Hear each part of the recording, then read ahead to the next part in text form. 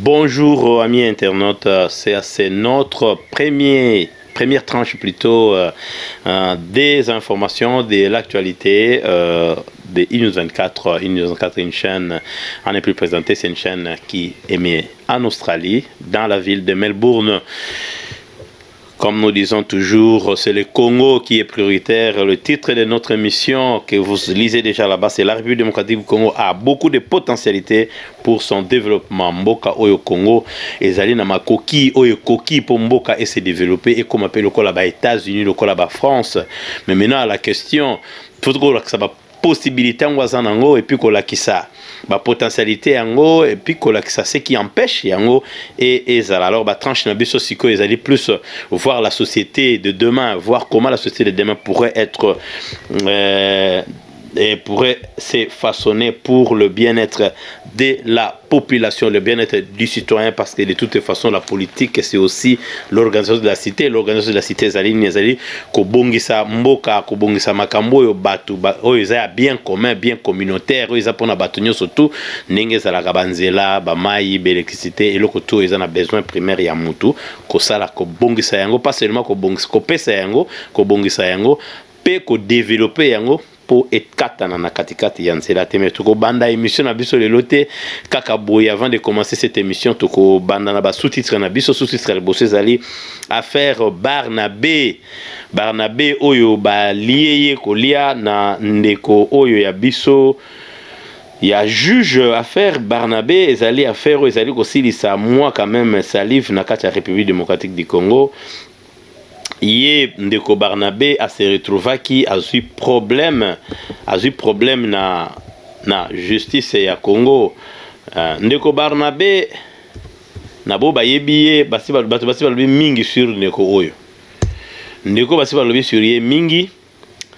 Mais biso tokozwa angle moko te po to luka d'être bakato fulaye, biso tokozwa angle ko fulaye te, biso tokozwa plus angle ya kotala autour nango, parce que dans tout ce qui arrive dans une société, il faudrait maintenant voir quelles sont des leçons que nous tirons et est-ce qu'il y a eu de précédents et comment ça pourrait se passer dans le futur et qu'est-ce qu'il nous voudrait que ça soit, ou bien il nous a linga que comme nini, il nous a lingué à la nenge nini et puis tout le monde citoyen nini par rapport à ça. Barnabé batubayebi que Barnabé bakanga qui est mbangu bayi bazuye na fragrance c'est-à-dire bakangio na tango sala makambo yango na moment na yango ndeko yo bakangiye pona une certaine légèreté ya batu kanenge zalaka. Ce sont des hommes au balobaki balingi ba diriger mboka na biso, bo balingi lobby bazana destiné ya mboka asa parmi bato yo pe bazala pe loko moko boy na mboka wana, évidemment après avoir été na baguerre et puis na suka azaka plus tolo bakaka ba allié ya FCC, asa plus supporter FCC, ce qui n'est pas mauvais. Mais Ndeko Barnabé, problème il y a eu ezali balobi offense à chef de l'État a proféré biloko ebele ya mabe na chef de l'État. Oyo koma kikuna lobi na babeta ye mbuma. Nous on suivait mais on faisait pas trop attention à ce qu'il disait. Je me rappelle Ndeko Bosembe Atali Christian Lobi vraiment tué parce que il est allé un peu na idée ya koboma. Au moins, balobi soko zana makila, ou place au yozo servir, ezaya makila, ndi balobaka naturel yaka ogalo. Naturellement, donc bango bazaki batako boma. Yango peuple banomona bango moko na comme mais isko biso pona biso. Question zo se poser boy. Est-ce que mutuloko la Barnabé, il fallait ko kangaye, ko kene ko sambisa ye? Oui, parce que la loi ezali ko permettre yango. Alors il va rebêter chef d'État Mbouma, voire même à traiter un chef d'État de n'importe quoi. Peneka que comme la ndeko Henri Magie oiseau de kana na prison et ça le chef d'État c'est l'autre côté bango bakopé ça y est et l'autre na mutu na donc azan est l'autre côté et ça entourage les amabe fois bon baton entourage na il y a eu beaucoup.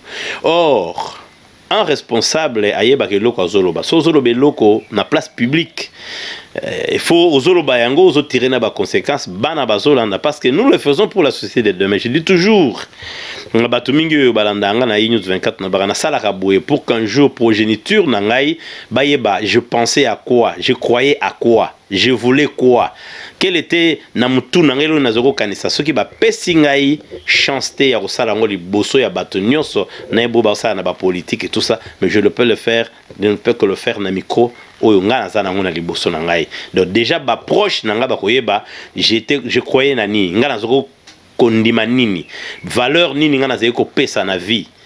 Alors tant que les caliboso na lobaka mikonso, si tu veux défendre une société, tu veux défendre une communauté, il faut être propre. Il faut yomokotala ndengo lobaka, ce que tu fais chaque jour par rapport à makambo sala kamikonso, perfection kozalate, mais du moins on sait que tu aspirais à quelque chose.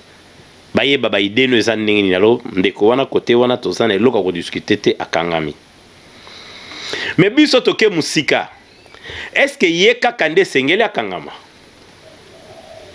Est-ce que état de droit il faut kangaka Barnabé tolingi pe ba magistrat oyo bazo sala na ba affaire oyo les magistrats pour lelo bazo zonga sa pouvoir wana to féliciter Félix Tshisekedi Tshilombo azongisi pouvoir ateza 100% na justice na biso parce que rôle la magistrat zaka ka infraction de n'importe quel magistrat de la République démocratique du Congo, peu importe là où il est na kwanyo so yazali a commune yembu sala ne zaka ke akoko sambisa mututu évidemment à part chef de l'État.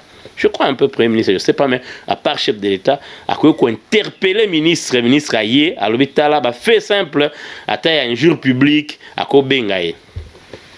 Mais tout le monde qui bat le corps, batango mambapé, ça là qui est un jour public. Quel est le mécanisme ya rokangaye? Tout le monde qui bat le corps, chadari, continue à rappeler, je veux paralyser le pays.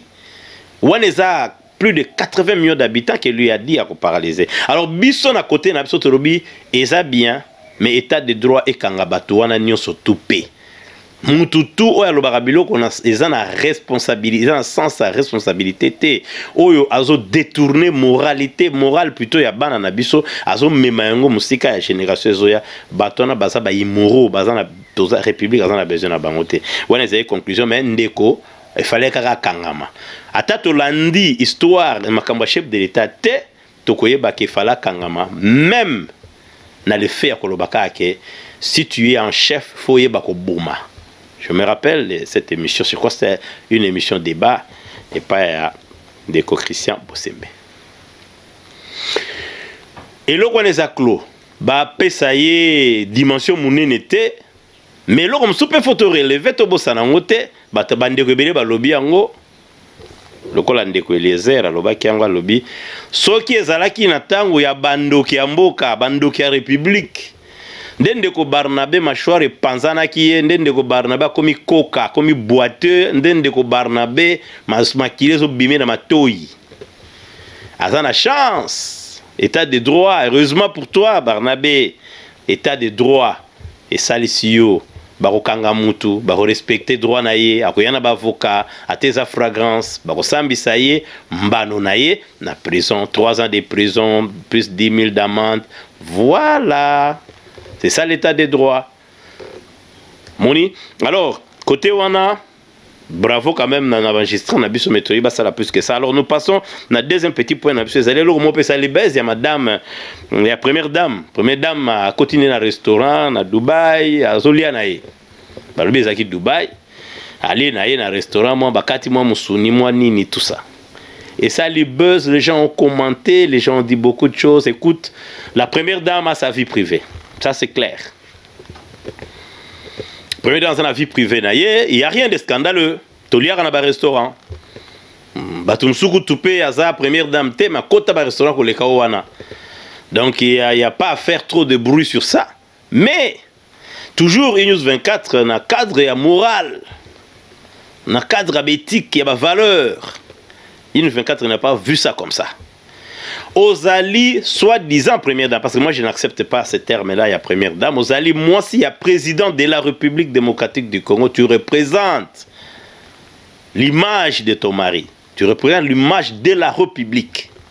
Il y a des choses que Azalaï au salavant, au salasoussouté.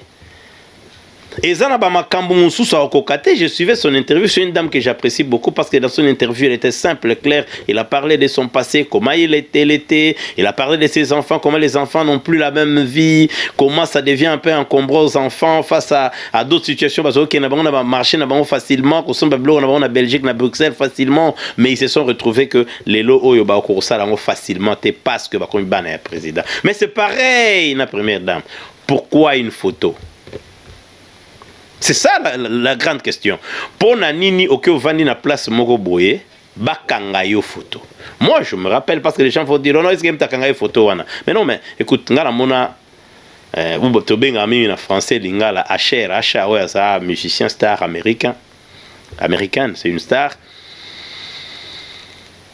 Dans mon année, en Afrique du Sud, pour ceux qui connaissent la ville de Johannesburg, ça c'était vers les années 2005, 2004. Tolinga to kangana e photo, bato bache ba pare ba kanga photo, ka de corna bino, akozwa photo te, akozwa photo te en dehors. Y exercice am sala na ye o ebenga koyemba na place à la conférence na ye. Akozwa jamais photo kaka ninga to tambola boye, akozwa photo. Oui, effectivement, il faut que bato bazana les avant-postes bazala très très prudent na iloko babengi photo. Photo mtakangi na yo oyebite mutona zanani, akosa la paix criminel. Akoyoko zalape associé ne logo moko boye lobi so comme incriminé par une photo ne bakotia yo kozala na kati. C'est très important. Moi je prends pas de photos avec n'importe qui comme je veux, non. Je regarde, na préférence la selfie en moko, mais je peux pas prendre une photo avec quelqu'un, na yebi passé na été, na yebi logo moko. J'entre dans un restaurant, je mange, pourquoi prendre une photo quand je sais comment ça va être exploité. Comment cette photo là, l'image d'abord est anini. Image à l'Ebosso et Yezali que le Congo c'est un pays pauvre. Oh, la première dame Azoli à Dubaï. A Kangisi photo à Zana Bisengo. Oui, la péquissi était, mais l'image, quelle image cela ça donne? Na bateau, pouvoir est à la simple. Faut au simplifier pouvoir.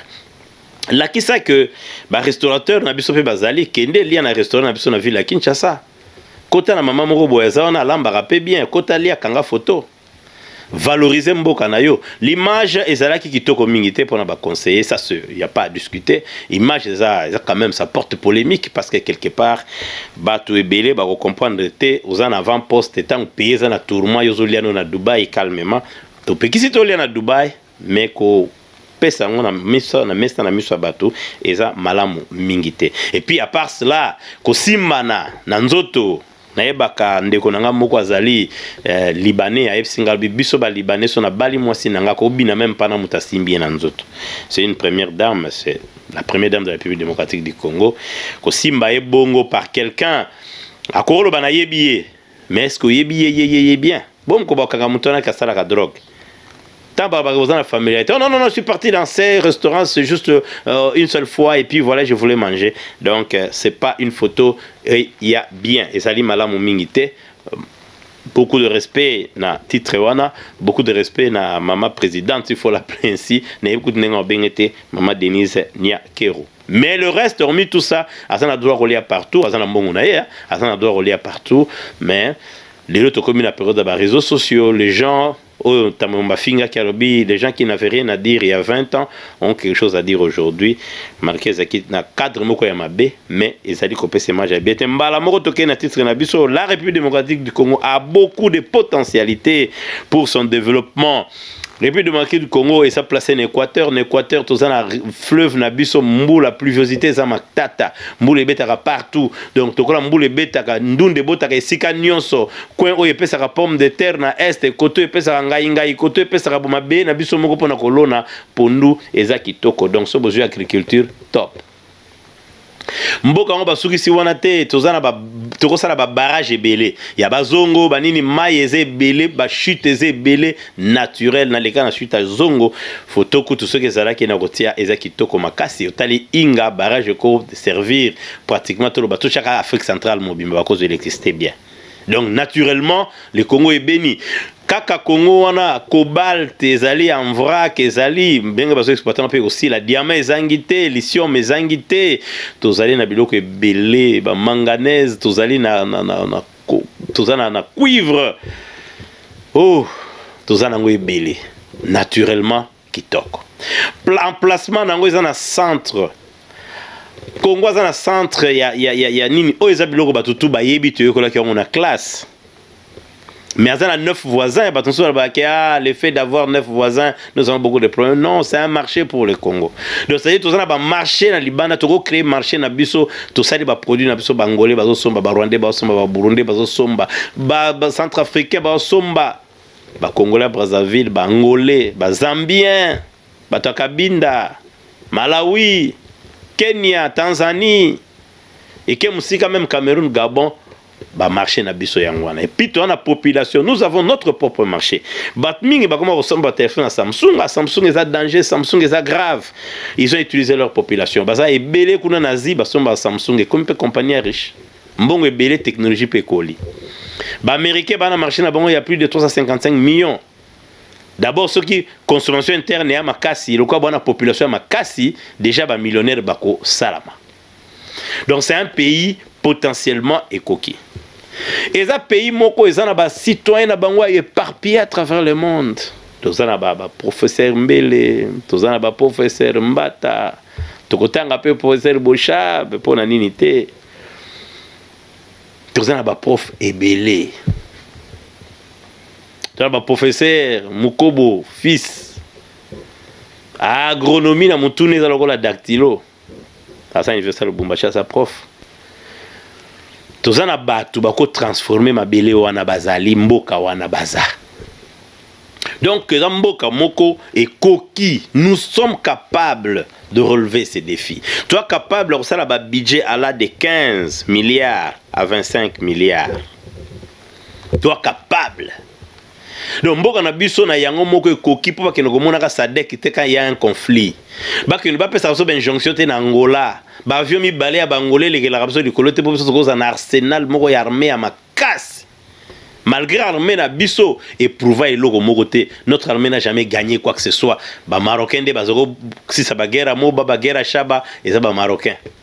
Na ba français. Ba bundela rabiso kaka. Toko ça l'armée moko responsable. Donc c'est peut-être qu'il y a armée et qui na général major ou alobi que biso musana na biso kozana sima ya pays na bendele ya mboka biso na mboka oyo to sengi armée bazala derrière le chef de l'État. Ça fait partie de la loyauté parce que ton chef d'État mi balete ndenge batumso bazo kanisa. Mais mboka ngo ezana biloko wana nyonso tout et koki kozala na biloko wana nyonso tout. Mais nini eza ko boma mboka wana? Mboka wana so tali yango ebandi banda na ba famille eke na mboka eke na capitale elonge na ba ville eke libanda na diaspora ezongi susu na Congo mentalité za kaka moko oka congolais moka so boma congolais tika nyoka congolais naturellement za jaloux. Même il y a des Congolais parce qu'il y a des Congolais, eux ils veulent que bango na famille yenda pesa ka tempo ya famille. C'est lui qui doit dire des choses dans la famille. Ngam de fonangina doit ça le fort, ça le plus fort ya famille. Voir aussi ma pe qui si pour éliminer bateau, pour ya comme bien kundara bateau bien. À quoi ça sert d'avoir beaucoup autour de toi? Il n'y a que des pauvres. Je me rappelle, mon père me disait toujours, fais un effort pour bande économe sous base na bango bien. Quoi que msoupe ba ngama ozala pe bien te. Osali toi ça la ne pe bien italia ngebo ozala pe bien te. A Rolandara rythme ye moko mais kolukate ozala na bandeko bazali ba pauvre yonde ozala moko riche. Jalousie, concurrence na kati ya famille et banda wana et bandi komata. Dans le Congolais, il y a le mal. Mal ya makasi na kati ya Congolais ye moko pour son propre développement. Pour Congo ala qui sa potentialité na pour akoma na niveau ya kokoma esengeli Congolais lui-même a accepté certaines choses. Vous imaginez vous-même toi na ville à Kinshasa seulement toi na plus de 18 000 églises. Voilà, je crois que ça sonika futam taloba que loko na posé samba sa mokonzi na bango kuna tala mboka ya 18 000 églises. Mais na mboka wana et ça le nzamba la rakuna comme quelqu'un d'autre a dit le pays est béni. Écoute, bénédiction mboka toye barayango na vie ya bato. Si tu es béni chez toi à la maison ba no barola lanzalate. Si tu es béni chez toi, tranquillité kozala bitombe kozalate. Si tu es béni chez toi, tu ne manqueras pas les minimums maï, électricité ozanga ngote. Lipata ya kokawaka ya muke zanga mateka ozanga ngote. Tu ne peux pas être béni au la libanda et sa bénédiction te. Oh bénédiction parce que la rabbin na l'église et sa bénédiction nini. To réfléchir. Pays où ezali na ba potentialité le kolo wana to kotanga te poto yebi yango. Mais la question, la grande question est que nzambe nini biso sambela. Ezara nzambe ya pauvreté to ya richesse. On a le même rythme ça partout. Président, autorité morale, yenda zala na tout. Azana nyonso achebino mulongo. Diplôme ou pas diplôme, fonction ou pas fonction, moulongo. Boyebi qui est ancien chef de l'État, président parlement, l'équipe Moussika, l'élo en fonction. Mais au moins, maman mabunda, comme on a dit, azokoka, koyeba yangote, yangote lobi déchéance y intellectuel congolais. C'est ça le problème. Ne Congolais y wanaza président parlement, makena ko fuka mena mutumokaza sénateur kaka. Afandi na ye na kwemoko kingakati bolobi il détient le pouvoir. C'est parce qu'on a zoba. Okomona ba président Sénat azoki no ko ngumba mela membre ya Sénat ou ya membre simple même pas membre à bureau. C'est ça les Congolais. Okomona pasteur tout doit tourner autour de lui. Tala sapato pasteur nezo brio moni mondimi moko mobola longwe suna ba yembango apansi sapato palo banaye amen. Culte ya personnalité. Donc au monde yende mutaza bien soka bimi otali danger ken église bato bazanga ba rente bayaka ko senga susu bato bazalaka na église te basambelaka na bango te ils viennent leur demander l'argent bozoki ngo defa mbongo na bato bobengaka bata masumu olobi nzaba bénir nga oyo kopesa ngo mabonza na église parce qu'il faut pesa pasteur azala bien. Je dis pas que tous les pasteurs sont pareils mais c'est la majorité au Congo. Mais la grande question, tant d'églises, beaucoup d'églises, trop de potentialités dans un pays, mais le pays n'a pas d'électricité, pas d'eau potable, pas de transport. Ba salaire ko ba koute musale zate, ba ko ba partout eza bongo bon mai. Santé mobulu, bozo mona bopito na miso zo kufa. Bozo mona. On regarde maman yo moza ko kufa, clinique ngale ma zo ko kufa, clinique boy, ki noise tous ezo kufa. Na bozo ki ne ko beta maboko po ba inaugurer loko ya sika centenaire. Si tu ne protèges pas ce que Dieu t'a donné, il ne te donnera pas ce que tu as besoin. Wana biso to mona bongo. Ba pesinga moi machine oyo ya sikebimi, excusez-moi, ya sikebimi, kombo nangole msusu ki kombo nini? Pona zala nango, je dois protéger celui-ci. Ou celle-ci, parce que une machine. Nazo protéger oyo. Si on a protégé micro oyo te, il y a vert blanc par exemple, si on a lingi ya vert blanc. Donc on n'a pas un ensemble de protection développement. Donc ce qu'on sali au fructifier loco, babaki c'est lieu. Mais ça te vani na kiti bongo ze loco. Nenge nini mboke zali na pauvreté à degré on a plus de 18 000 églises. Comment ça? Bakoloba basambela bien te on est sabatu que les vrais adorateurs adoreraient Dieu en esprit et en vérité nazote yate mais déjà bongo mon esprit vérité ce sont des mots abstraits ça suffit pas nzambo ko nginda peka en abstraction c'est-à-dire on nginda na molimo kuna na likolo awa na sete awa na sesongo ce loko faut ça les Congolais doivent apprendre à travailler. Nous ne travaillons pas assez, nous devons travailler plus na mboka na biso toko lona toko sala biloko ebele. Donc le Congo a beaucoup de potentialité et puis soko bakangi émission toko si sango karaté so bakangi corruption to de égoïsme, corruption, impunité, bradage biloko na nyoso soki longwe kaka et si yango na état de droit faut continuer tina suka e kangela biso Albert Yuma e kangela biso bamiyibi onyoso et kangela biso batutu baza koyiba ndenge ba kende moko tokoloba ke Congo ya lobi et kozala bien pona bana biso ezala ki Denis Kayenge à la réalisation c'était fille waka o eza mungongo ya Melbourne soki nano koma na plateau yote et nikoloba ozala kana mboko te ou bien soko ozalaka ozala prêté après on est bakolo masola Melbourne to pesi mbote mingi na ndeko Guy maître Guy o asenga ki débat contradictoire yena monsieur Eric éditeur et grand journal le grand journal d'investigation et puis tout ça na pasteur Willy basenga ki bazwa débat sur ba sujet moko bien déterminé ya Congo tout ça na rythme kozela babi chef de l'état kala mingi te akobeta mbela na ye donc déjà zo bazo chauffer déjà discours Biso tu dis que 100%, pour 100% Congolais, 90% basa pour fin ya coalition. Si le chef d'État vient avec autre chose, à Koufi, à Olala. Fin ya coalition. Donc, l'histoire que tu as ancien président qui peut quoi na yo. Ndé tolobi to suki wana to sengi na bande ko na biso nyoso bo s'abonner na News 24 pour ça so makasi to zali ko bunda po kaka to sepelisaka bato na biso nous c'est moralité biso za na bato majorité te to bato ya minorité parce que Dieu fonctionne avec les minorités. Nous disons encore bye à tout le monde et merci pour la confiance que vous placez à News 24. Ciao.